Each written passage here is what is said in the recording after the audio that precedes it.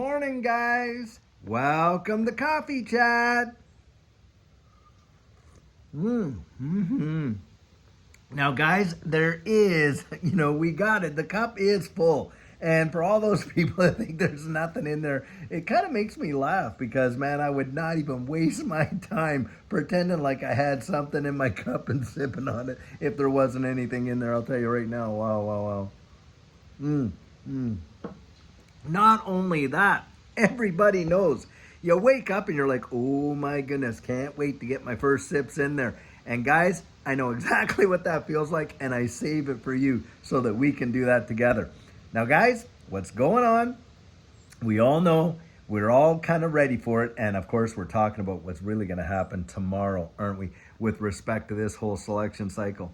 Guys, this would be my, kind of my 2 cents on the subject. No matter what the result, don't buy the hype. Don't let yourself get all worked up on all this and all that. That is exactly how these guys play the game. And it's one way they keep us so big time distracted. Now, does not mean that, hey, it's not important to think about, hey, who you're supporting and who you're not and everything like that. That is for sure.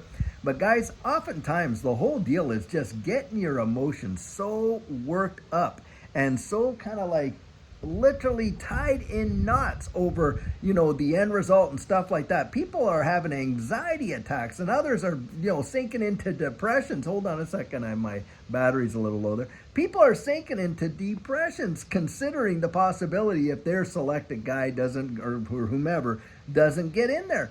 Guys, that is giving them way, way, way too much power over you and over your well-being. Because I'll tell you what, from, an economic position, I'm telling you, I don't think it's going to make a hoot of difference who gets in there. And why is that? Because, guys, it is not who sits behind the resolute desk that's pulling the strings there, is it? It's these guys up there with these central banks and the Federal Reserve. You had better believe it. And I'll tell you right now, guys, do you think that their policies are changing? Do you think that they're going to stop printing? Absolutely no way. Doesn't matter who gets in there. They are just going to keep that press just humming like crazy. That is exactly what I believe.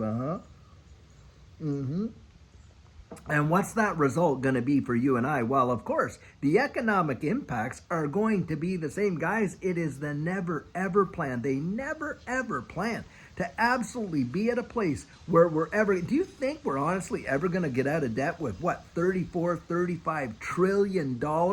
And, the stats used to be that it was another trillion every 90 days. Now somebody told me it's like 45 or 50 days that it's another $1 trillion that is being pumped into this system. Come on, guys, we know exactly what that is. It's a form of taxation where they literally put their hands right into your jeans and pull out cash by the fistfuls, just destroying the purchasing power of the dollars that you and I are out there trying to earn. And that's the whole deal, guys. It's a medium of exchange, right? A monetary instrument, store of value, unit of account, medium of exchange. Well, when they're out there just printing it into oblivion, when they want new money, well, they just go print it and things like that. And the thing is this, for you and I, what happens is it takes way more dollars to live the same lifestyle we had before. And in fact, because of that, businesses have been closing, banks have been failing, people are getting laid off. The economy is probably in the worst place it has ever been since 2008-9, absolutely. And in fact, there are some stats out there to show that, like, for instance, new mortgage applications and things like that are absolutely just being decimated. And you got foreclosures and car repossessions. That's another one. Massive, massive, massive. On top of that, credit card debt and things like that people can't pay and the default's going crazy. Guys, it just shows you, the trouble that we're really in. And do you think that that's really going to change depending on who gets it? I don't think so, because it's not these people that are sitting there, like I say, in the Oval Office. It's these guys up there, all of these central bankers. They're the ones calling the shots. And what's happening there is this. It is literally a wealth transfer. They are obliterating the middle class. And when I say a wealth transfer, it's this. They are the lenders of last resort, right? They want to be the lenders of first and last resorts. And basically, at the end of the day, we're all owing it to them. Guys, think about this. And this is something wild that you can actually check in on and find out. So when you go into your bank and you're applying to get a credit card or whatever, and let's say you're looking for a 10, 15, $20,000 limit, doesn't matter what the limit is. Do you know who actually has the final say on that deal? The Federal Reserve, at least the United States. Yep, Federal Reserve. Banks will even tell you that if they're honest with you.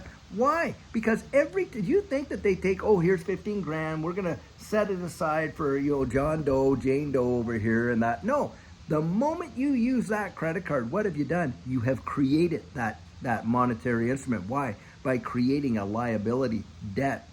Every dollar, electronic dollar that they're pumping out there is a new dollar of debt. That is the beating heart of all these markets. It is the debt market because that's where it begins and ends. And with the central banks just literally just printing it like crazy, guys, the liability is off the Richter scale.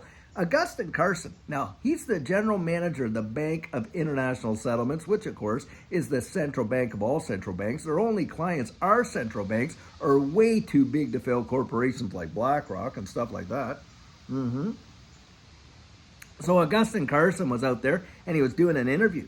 And he was saying, hey, all these notes that all these central banks are issuing, $100 notes, 50 notes, $20 notes, all that kind of stuff, all he called them were liability instruments. Wow. Did he ever tell the truth right there? Because that's all they are. They're just promissory notes back to the central bank. And this is the deal. I mean, we value everything against the monetary instrument, the sovereign currency, the legal tender, whatever you want to call it, don't we? I mean, gold. Okay, gold is God's money. A lot of people say that. But what do we measure it against? We measure gold against the value according to how many dollars it takes to buy an ounce of it, don't we? Even this digital asset space. Now, this digital asset space, and this is the wild part about it, this digital asset space, these digital assets are monetary instruments. So is gold in that capacity, right? Store of value, unit of account. We measure gold in weight. We measure these things, in divisible terms, like how many Satoshis or how many drops in an XRP, that kind of thing, right? And is it a medium of exchange? Well, of course it is. We know that people are paying for goods and services using digital assets, certainly with gold and this and that. The only thing that it does not hold, guys, is legal tender. So what does it get measured against? Even right now, it gets measured against legal tender. Now, the thing is this. Are they literally moving? Do you think this system is being, this balloon they're blowing up, do you think it eventually is not going to fail? I mean, do you not think do you think it's ever, that it's going to reach a point where it can't, no, it's going to burst, isn't it? And when that happens, guys, what do you think they're moving us into? You got it. They're moving us into a brand new system of monetary instruments, central bank digital currencies, which these digital assets play a significant role. And not just that, digital IDs, right? Everything that we do, digitals, non-fungible tokens, the ownership of property, tokenization of real world assets. And what are we seeing? We're seeing major players like Ripple up there getting involved in the custodian side of it. Now, you know what the estimated value of the custody institutionally is going to be for this space? They say by 2030, over $20 trillion. Right now, this space is only 2 point some trillion, isn't it? Guys, that tells you you're looking at a 10x minimum with institutional custody, and it is a big business, big hunt. And of course, stable coins and all that. Why are institutions utilizing stable coins? Because, guys, they're already participating in a new digital style of economy. The Federal Reserve's FedNow, that works off of distributed ledger technology, guys. It is right there in front of our face. Yep. And so to say all that, I'm going to say this. Regardless what happens tomorrow, don't let it rob you of your peace. Don't let it rob you of your peace. Don't let it disturb you to the point where you are literally flaked out and you have to fall into some kind of a depression or have an anxiety attack or attack your neighbor or whatever it is. Don't let yourself go down that road. Because do you really think in the grand scheme that the wide world is going to make it? For me, when it comes to our economics, I don't think it's going to put the brakes on anything, because both of them are going to do the same thing. They're going to do the same thing. They're just going to let the Federal Reserve just go hog wild. I do believe that. Now, you want a flight to safety, in my estimation? You invest in what you see the future is. You don't follow their advice, guys. You follow their behavior, because not all of us can be whales, can we?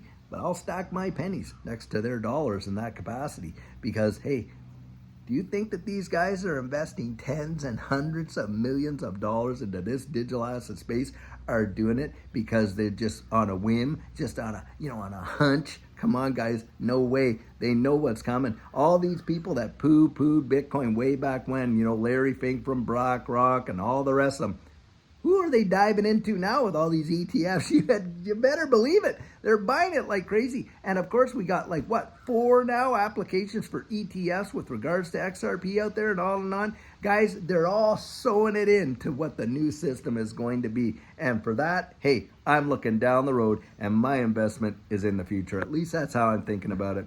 Guys, I'll tell you what, get out there and at least exercise your rights, the rights that you've got that people have paid dearly so that this old glory right here could fly. Go out and exercise that right, to be sure. But don't let yourself get literally bent out of shape over it.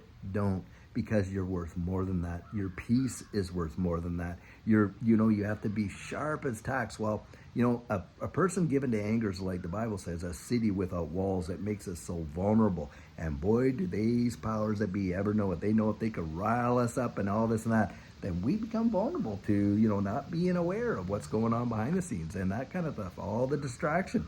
Don't be like that, guys. Wise as a serpent, harmless as a dove. That's what I would say. Anyway, guys, I sure hope you're having an amazing day. Until later on, 12 noon Central Standard Time. We're going to be doing the turning point with Black Swan Capitalists and all Edo Farina and all that's going to be absolutely fantastic. And then, guys, later on today, we have another amazing video for you tonight on XRP and all that's going on in this ecosystem. And I'll tell you what, until then, guys, have a fabulous one and take care.